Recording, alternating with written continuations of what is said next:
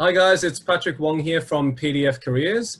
I'm here with Shayney Liu, who helped me out in the last session, so I thought I'd invite her again today, just to talk about some other topics within the recruitment world. How are you going, Shayney? Yeah, I'm very good, thanks. How are you? Not too bad, not too bad. Feels like it's been a while since the last time we've talked. It's been too long. Way too long. No, thanks again. So look, with this, I guess this format, hopefully it's okay, but I'd just like to ask a few pointed questions, get straight into hmm the meat of it. So Yeah. without further ado, something that a few people have asked me quite recently, especially candidates, is Mm, applicant tracking systems, so the ATS. So a lot yeah. of companies and there's a lot of software out there that uses it. What's your take on that versus I don't know if you'd even call it old school, but humans actually reading CVs. What are Mhm. your thoughts? So are your candidates concerned that, They are concerned, robots are actually. taking over the recruitment process? Well, I've got people that believe they will take over the process along with everything else in the world. But yeah, I Yeah. guess some of the candidates are quite concerned just in terms of maybe they're not getting their CVs read because it's not getting picked up by the ATS, bots.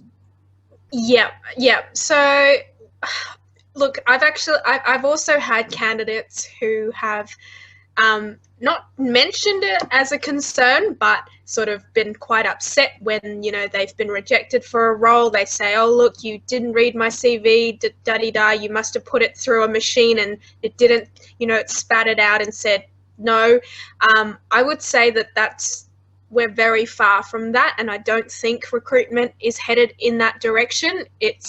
Um, I think that's nothing to worry about because, to be honest with you, recruitment is one of the most people centric jobs. It's a very soft skill um, role. It's about the people, it's about the conversation. And it's nothing, I would be really impressed if there was a machine that could do what we do, right? It's really, our role is a lot more complex than just going through 100 CVs, yes, no, yes, no. It's not like that at all. There's a lot of nuances, going through that CV, trying to understand, okay, well, does this person fit? Could they fit into the team?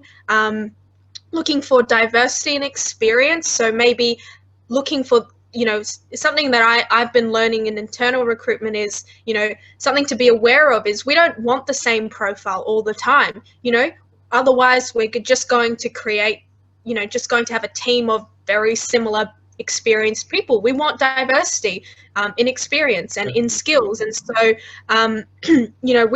we actually look at, how different people from different backgrounds, and I'm talking about experience right now, could fit together and how they might complement each other. A robot's not going to tell you that, a robot's not going to share with you, not going to be able to look at who's on the team, what their personality, what their traits are, and think about, what would complement that. So I don't think it's anything to worry about. Okay, well that's very good to know from someone else's perspective. So Yeah. yeah, again, not to sound like a robot, but I do agree with you. Yeah, with my experience with application tracking systems is that the algorithms there, they get, obviously the keywords and how many times you do it. But again, there are people that try to counteract that by adding, the same word 50 times. And then from my perspective, if I see that, I will kind of get the gist that they're just trying to dodgy their CV up just to get read by that. And then, yeah, you're right. It's the human element. Like we're dealing with people. People deal with people. So, there's so many things that can't be seen from a resume. For example, one of my clients was asking me, look, okay, cool. Yes, I'm looking for a technical person and they had this, and this. But I don't want anyone technical. Like I can train up the technical specs. I want someone that is, intelligent, that's, good at problem solving, that's a fast learner. And it's like, well, how are you going to get that on a CV? You know what I mean? Yeah. How's an algorithm going to pick that up? And, the candidate that I found was, someone that was from, actually came from the sort of the Army, Navy background. And, and we know that, like, in that, the type of training they get, they're going to be dealing with problems all the time. They're going to have to be proactive. They've got to find solutions. And yeah, lo and behold, he's got an interview. So fingers crossed, you get the job. But that's something, again, the applicant tracking system can't really tell. And then I think, and there's always a need for recruiters, and otherwise, there wouldn't be people, there wouldn't be these roles on and on. So again, I agree. I don't think people have to worry too much about it. You just got to stay true to yourself. And again, I think in a previous chat that you said, it's like, with your resume, just having the tailored stuff for that, for the role, that's going to be more applicable. Yeah, like I think my advice to anyone who's worried that they don't have the right content, you should have the right words, right? As we were talking about in our last session, is you should have the right language. You should use those keywords. It's not about cheating a system. It's about being relevant to the role. And we as human recruiters, we do search on these keywords. That's the starting point, right? I mean, that's how would anyone search for your profile in the big World Wide Web unless we start from somewhere. So we do start from a keyword. If you're a project manager, I imagine the word project would be in your CV. If it's not, then there's maybe something wrong with your CV, right? And well, for that particular job anyway, if you're going to go for a project manager job and there's no project, you're right. There's something wrong in that. Yeah, right but role. then. Yeah, so that's just the really base, though. It stops there. Once we see that you've got the word, we do read the sentence. If you're writing about your gardening project, then we realize, okay, no, this is not the kind of project manager we're looking for. So we do read it, and we do look at the context. We do look at how long ago it was you were doing that, so what kind of companies you were a project manager. So, and that takes a human to really make that decision. So I don't think it's something. I can think of an example where the ATS doesn't actually work because, look, there are a lot of recruiters that are new to the industry that have been told to rely on these and, keyword searches and such. And then I've still got candidates that, like, for example, right, say, like you said, right, let's say a SQL server. So they say they're looking for a SQL server developer, and then you have a project manager that might have studied SQL server, and then I'm still getting those type of candidates telling me, oh a recruiter called me up for a SQL server developer role. It's just like, well, I'm a project manager, I'm not even suitable. So those type of things actually happen quite a fair bit. And if that does happen when you're a candidate, I'd be quite weary about the recruiter in terms of if they can't figure out that, the difference between you knowing it and actually doing it as a job. That's another, and that's a completely different other topic as well. Yeah. Completely agree with you. Yeah.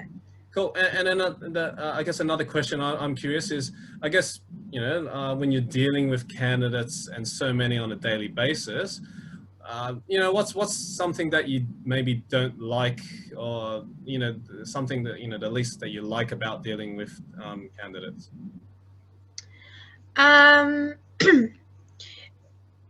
It's something that I think is a shame. Not that I don't like this, because I understand and I've been there, but sometimes what I find is a shame is that a lot of candidates are so caught up trying to give a good interview that it becomes a one-sided performance for the candidate. They have, now I don't want to use the word over-prepared because I don't think there's such a thing, but they have psyched themselves up so much for this call that they're not listening to the interviewer. They're not responding to the question appropriately or relevantly. They've got a script running and it's not flexible, and I think candidates need to realize that, yes, it's an interview, but it's just a conversation about whether this job matches your experiences. And I think it's important to have some respect for yourself, to say it's not just about the interviewer judging me. It's me judging whether this job is right and whether this job is something I want. So go in there and ask questions, go in there and listen and be malleable and respond to what the interviewer is saying. If they say something that you realize, wait a second, that's not actually what I want in a role, be honest with yourself, you know, and respond to that. Don't just go, okay, I need to say everything that I, you know, had prepared and scripted, you know, because often what I find in a conversation like that is it might be a great candidate, but the conversation is so stilted that they didn't answer the questions that I needed them to. And I can't go by, hey, I really like this guy. He seems like a nice guy. I'm going to put him through. I can only go by the facts. Did you tell me the answer or not? And, you know, I think it just comes down to people being nervous, and I totally get that. And it takes, you know, it takes confidence to be comfortable. But it's okay, you know, it really is just a conversation. And I like, you know, when a recruiter says, hey, let's have an informal chat, because that's really what it is. It's a chat, right? Sometimes it's a trap as well, though. Huh? Pardon? Sometimes it's a trap when they go, oh yeah, let's just have a chat. And then before you know it, it's a full-blown interview.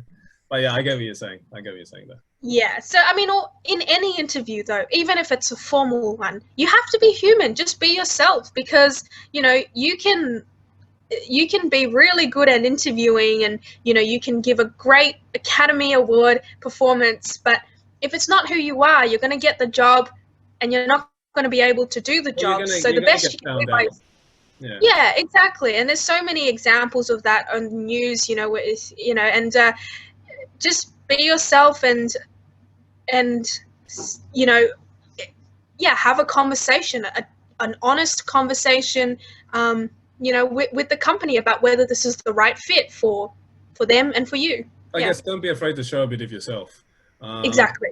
And I think you made two very big points, which I like as well. One is the listening, because yes, I agree. There's a lot of times where people just get so caught up. They're so enthusiastic. They want to share all their information, but they're not actually listening to the question. So I've asked something about, you know, B, and then they're giving me A, C, D, E, and F. And it's like, well, you never actually answered the question, which is a big shame, because they probably did have it, but they didn't. Again, they didn't listen.